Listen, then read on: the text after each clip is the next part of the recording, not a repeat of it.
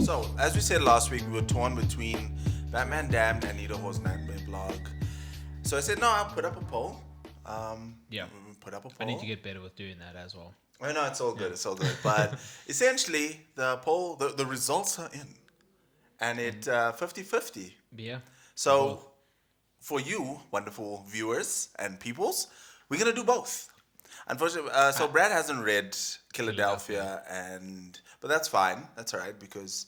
I mean, you have enough context behind it. Exactly. And essentially... I'm very keen to listen. I mean, essentially, the idea of Comic Book Club is not to kind of give a page-by-page breakdown, but like an overview of story and plot. Yeah. And then essentially what we like about the story, the aspects we like, the aspects we confuse, the aspects we don't like. And so it's for you to go back, you the viewer, listener, go back and read this book, because essentially that's what we're here for. Is we're trying to get you to read more comic books. Read more comic books, please. All right, so essentially, before we dive into Nita Hawe's Nightmare blog, we got to look at Rodney Barnes. So, Rodney Barnes is the writer, and Jason Sean Alexander is the artist. Yeah. I'll dive into why that's great in a minute. But so, essentially, diving into Nita Hawe's Nightmare blog, you got to read Killadelphia first. So Killadelphia is essentially... So I'm going to just touch on the first arc because I am not up to date with Killadelphia, but essentially the first arc is what's important. So this kid, James Sangston Jr., returns home to Philadelphia. He is a cop, followed in his dad's footsteps, who's a cop as well. Okay. But the reason why he's returning home is because his dad died. Okay. His dad was investigating something. His dad died, and then as the story progresses, you kind of learn that they didn't have such a good relationship. His dad was a bit hard. I think mom had cancer or something like that. So obviously the mom died when he was younger. So him and his dad, there's a tense relationship there. So essentially, what this follows the investigation, and in the first issue. He's like, something's not right. He goes to dig up his father's corpse because he's following the threads his dad laid out. Yeah. And turns out, hey, Papa dear, you're a vampire now. So it turns out, so I love the tones of this. I know, right? Okay. So essentially, the father was chasing down a lead because there's people going missing. And this is why this is so important, because in certain communities, especially like underprivileged communities, like drugs are awry. People are going missing. So obviously the dad is looking out for the under guy, And in this investigation, he runs into this horde of vampires. And you find out that there's an underworld network that's happening. And it does so so that. But now the reason why Killadelphia is so important is because James Sangston Jr. was living in Baltimore this whole time.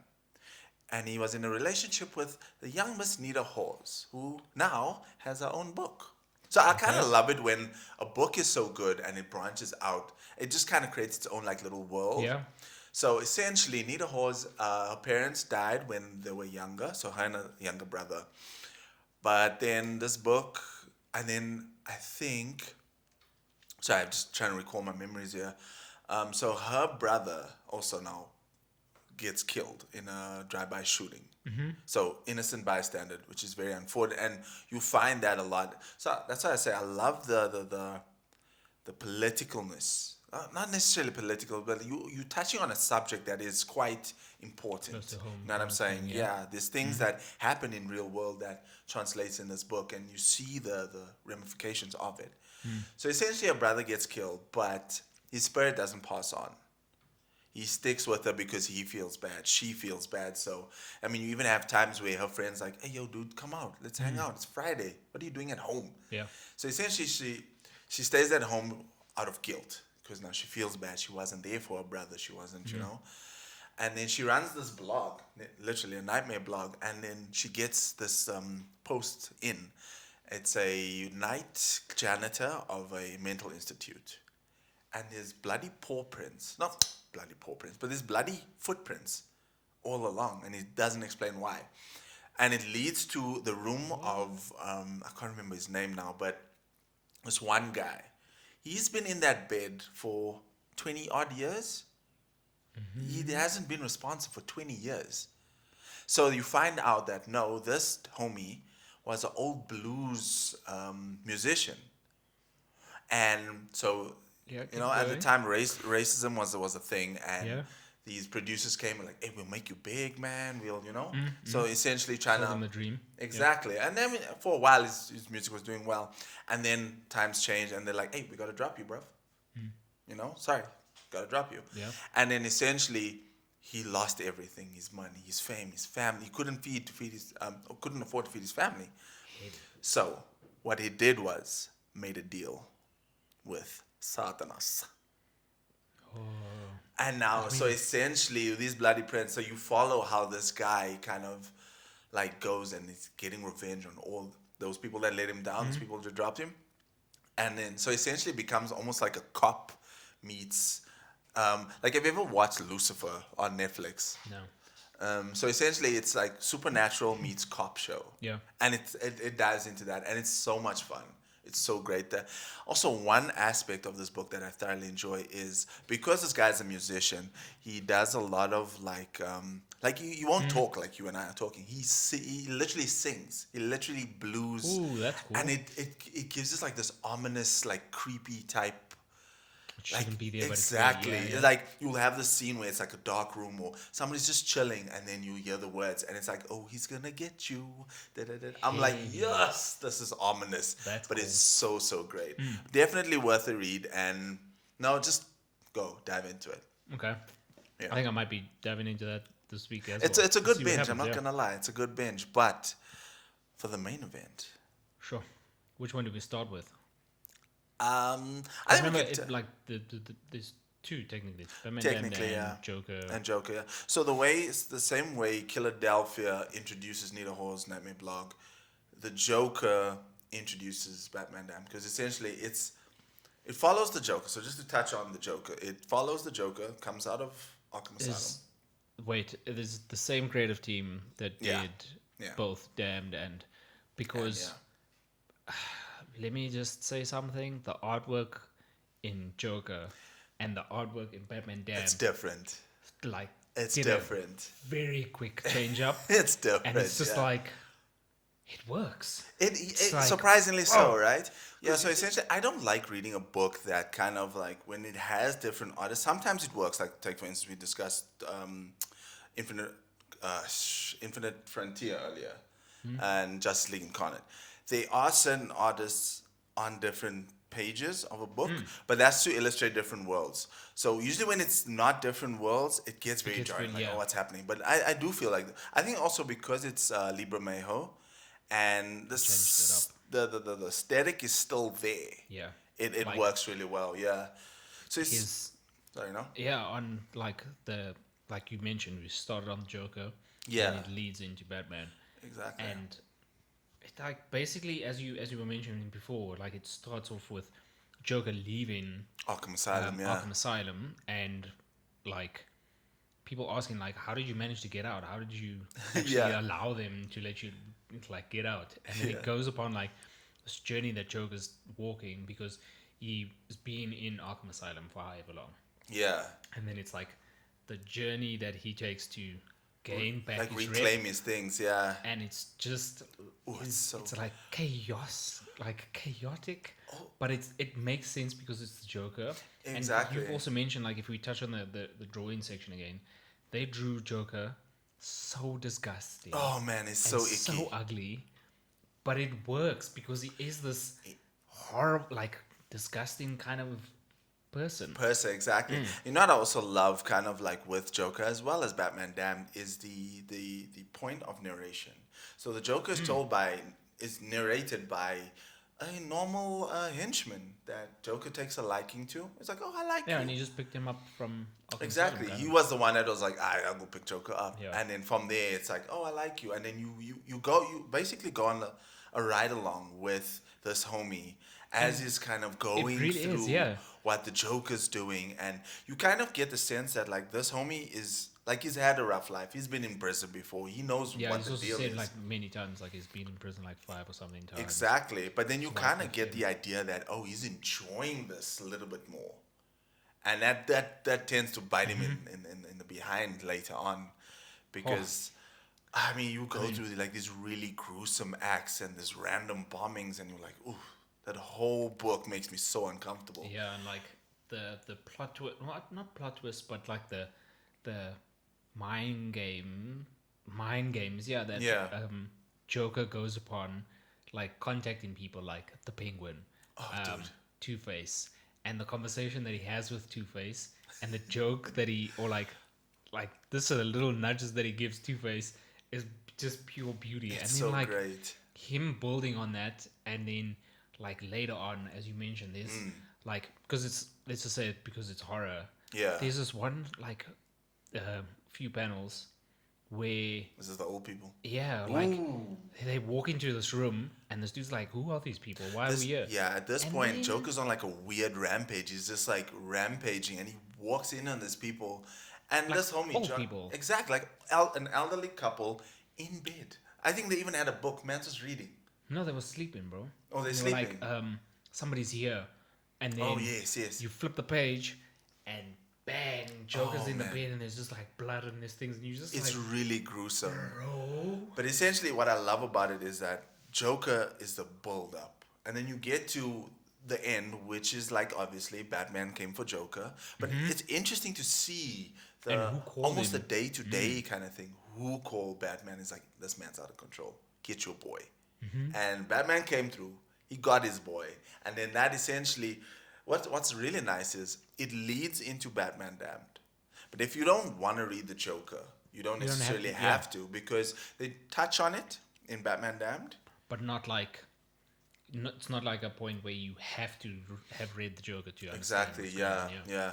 With Batman Damned though, this is a story I've read now for today. I've read it. This is the third time I'm reading it. I cannot explain this ending to you. I cannot. Like, So there's like a weird supernatural element to it. Obviously, if you were a fan of Justice League Dark, you'll be familiar with some of the characters that pop up here. There's John Constantine. There's Enchantress. There's and Satana. also in Batman Damned, Constantine is narrating Exactly. Batman's. There's like, there's a journey. panel where he's like, oh, it's your original oh man, what is the word?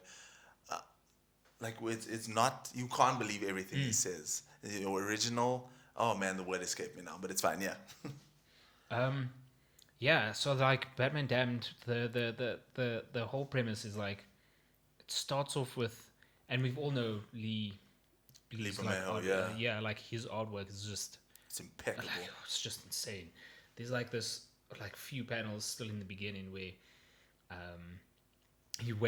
Batman wakes up because he had like a fatal stab wound, whatever, and Constantine's with him, and they're having like this whole conversation, and then there's an announcement that somebody's killed the Joker, or the Joker's died, and then it moves into like the next panel, and then Batman's jumping off this building, and he's dropping down, and all you see is like this like shadow of him dropping, yes. and then it goes into him being a kid and like spitting Down like, the off off the bridge. bridge, and then it looks like him, and I was just like, what am I actually I'm reading? so glad you brought that up, because like the way the panels connect, even with like, so you say now you woke up in an ambulance.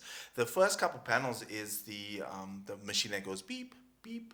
The lines kind of, and then you see how it kind of slowly transitions into Batman's mask. The way, so I always say that comic books is essentially a colored storyboard for stories, right?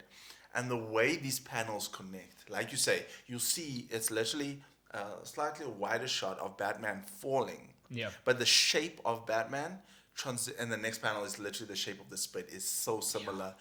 And like, oh man. But essentially, this book follows it presents a mystery. The Joker's dead. Yeah. And Batman's a bit confused because he did suffer a fatal stab wound. And you see, he's confused, he's frantic, he doesn't know what's happening.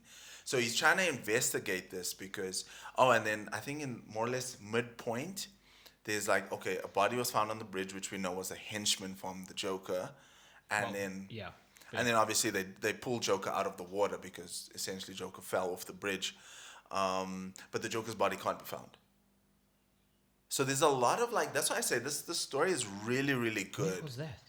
Midpoint was when the Harley Quinn, just before the Harley Quinn situation, where Harley Quinn dresses up as, oh, spoiler by Did the way. I miss a panel? I think I might have No, missed. it's Or really maybe I just small. missed, It's really but easy to miss. yeah, Yeah, the book is a bit complicated, but yeah. yeah. Anyway. There's a lot of moving parts because essentially, what I got out of the book is you get these flashbacks of Bruce as a kid, and you see that Thomas Wayne is in the streets. The family's somewhat falling not happy. apart. Yeah. And that's where kind of Enchantress comes in because she kind of presents herself to Bruce, and she's like, "Hey, we let's do something. We'll stop you from being. We'll make tearless for fearless. Yeah. Essentially, developing the Batman persona. Yeah, and like you mentioned at the end of this, like you couldn't understand Exactly. I couldn't understand like the what ending, but exactly. for me, how I perceived it, it was like, as you mentioned now, tearless for fearless. Yeah. Like looking at everything that happened within each panel and just like trying to recollect everything, like it was his fear that caused him to get to that point and him disappear and like somehow get Joker alive, kind of a thing. Like he had this fear and he was sad about like not helping the Joker because he is meant to be this massive fearless thing that the city needs, and they need to know that Batman is there, like not to instill fear, but also know that you can't catch on nonsense anymore, guys. I'm here, don't mess around. I'll beat you. Yeah. So it's like that whole thing, and then it's like he still had that fear section, but he was also sad about like, I mean, there's been many comics where Batman has been sad because like he's tried to kill Joker. It's like it's like certain things like that. Like, oh damn, I actually was meant to be saving somebody, and I tapped out. And like, it didn't work. It didn't work in his favor. This is gonna continue to happen, and this man is crazy. Let him die. Like, come on, it can't happen like that. So essentially, because you do get to that point where it's so a character that keeps popping up is like this homeless dude wearing like a greeny cloak. Essentially, that's the Spectre, right? And then you do get to a part where Spectre's like you're being judged for what it is you did, or better yet, what you didn't do. So essentially, Batman had that fear. So I don't know if that plays with the whole why, because there is a part of the story where Enchantress is kind of mad at Bruce because she's like, you're supposed to be mine. You're supposed to be mine. But essentially, with following the mystery of like what happened, why did the Joker die, who killed the Joker, it gives the impression that Batman's trying to find a way to give evidence to that. Oh no, this is how Joker died. Yeah. I didn't kill him. So he's trying to like almost save himself in a way. Yeah. So essentially, that's why you get the Spectres like, oh, you're being judged for what you did, or better yet, what you didn't do. And then that last panel, I was like, okay, this is confusing. That got me. I was like, Yeah, like. But I kind of like what you said. Sorry. Even the like the whole story, like actually the whole thing with Constantine, like if you continue to like watch the panels, the whole thing with Constantine is like he's helping him solve the case. He's helping him like figure it out, but he's not like giving him the right choices, because that's why Swamp Thing unreliable. Up and he's like, don't trust this man. Exactly. It's nonsense. Sorry, that the word just came to me. Original unreliable narrator. As you describe it, constantly like unreliable. Like that's why Swamp Thing is like, don't trust this man. And Yeah. then when you see Spectre, he was like, maybe trust him just a little bit. Yeah. Like something else is going on here, and you're not letting us go. And it's also what plays on it is that it's a Batman story and a Batman like beginning arc. Yes. Because it still goes with like Bruce, and then Spectre's not Spectre. Enchantress is there. Yes. There's all of these things that are building in the background, and at the end, he says or Constantine says to him, "It's like, oh, little bat, or little Bruce like is sad bat, mad bat." Yeah, and then he's like laying on the floor, and he's like, oh, so maybe you were the one that died.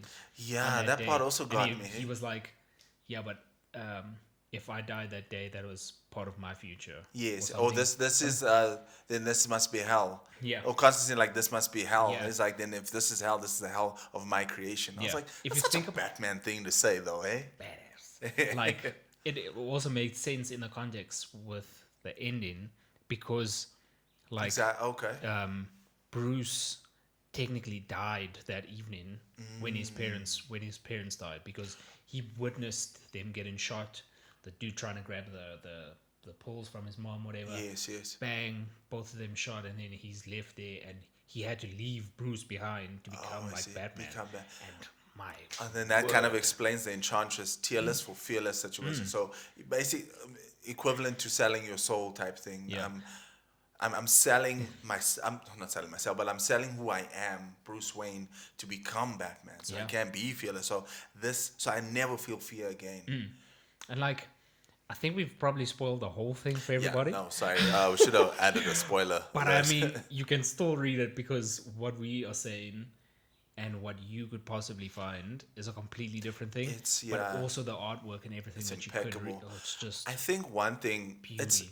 It might come across as a negative thing when I say the story is like extremely vague and I'm super confused about the ending. It's not a negative thing, because the ending is very open ended. Yeah. You can interpret, and I love when series and movies do that, where it's like open ended, and there's no solid ending, so you can determine it how you want to. Yeah, and I love that. Touching on that, it also, like, when to cut it, or they knew when to cut it. You're like, stopping at 3. Yeah. This is what's gonna happen. And then we'll leave it to everybody else to figure out what's going on. Unless you have a conversation with everyone and be like, guys, what was happening in here? Exactly, yeah. And then you can kind of pick up, like, okay, I get that. Like, because you explain that, Joker actually, spoiler, sorry. Joker didn't actually die, because the last page is Joker coming out of the water. And then you get that iconic killing joke. And then it goes back to the heartbeat thing. And then it's got like the heart. Man, it's so great. But then it's like, I thought Joker was dead. What happened? So it is open-ended. And then you explain, you interpret it as the cycle doesn't end. Yeah. Though Batman made a decision in fear. Batman made a fearful decision. And that's going to come back to bite him. So, and there's this cat and mouse thing between Batman and Joker. It's the thing of Batman needs the Joker and the Joker needs the Batman in order for it to be Gotham City. Exactly. As stupid as that may sound, but they need each other so that they can be each other. Exactly.